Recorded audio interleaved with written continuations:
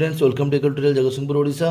आज का हमारा सब्जेक्ट है साइंस स्टैंडर्ड 10 और टॉपिक है मोस्ट रिपीटेड और important question for CBSE standard 10 science. ये का है ना, साइंस का आपका फिजिक्स।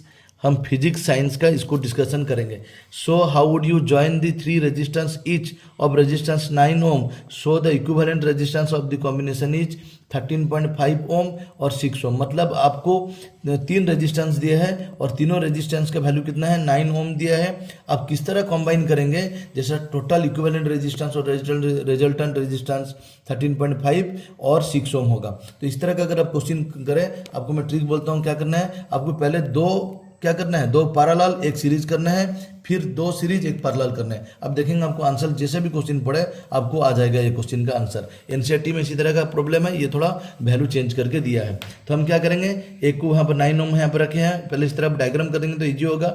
और यहाँ पर जो R1 R2 में R1 R2 जो लिया हूँ, दोनों सबका तो दिया था ना, कितना दिया था, 9 ओम दिया था ईच, तो इसलिए सब 9 ओम होंगे रेजिस्टेंस। R1 R2 में पैरेलल में रखा हूँ और R3 को मैं सीरीज में रखा हूँ। तो RP मतलब रेजिस्टेंस इन पैरेलल कितना, 1/R1 प्लस 1/R2 फॉर्मूला होता है, 1/9 प्लस 1/9 2/9। तो 1/RP आपका रेसिप्रोकल 2/9 होने से खाली रेजिस्टेंस इन पैरेलल हो जाएगा 9/2 that equal to 4.5 Om.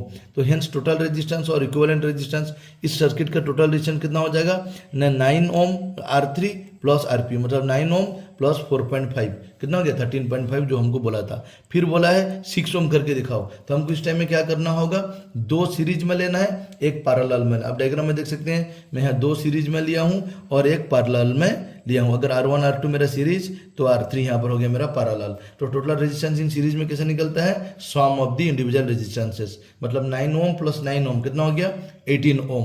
Total equivalent resistance कितना होगा, अभी ये दोनों मिलके एक हो गए, ये और ये क्या हो जाएंगे, आपस में पैरेलल होंगे। तो 1/18 प्लस 1/9, तो इसका अगर हम 1/RP पर रेजिस्टेंस इन पैरेलल निकालें, एलसीएम आपका 18, ऊपर रहा 1 प्लस 2 इक्वल टू 3/18। तो resistance in parallel equal to reciprocal है, उलट जाएगा कितना हो जाएगा, 18/3 इक्वल टू 6 ओम।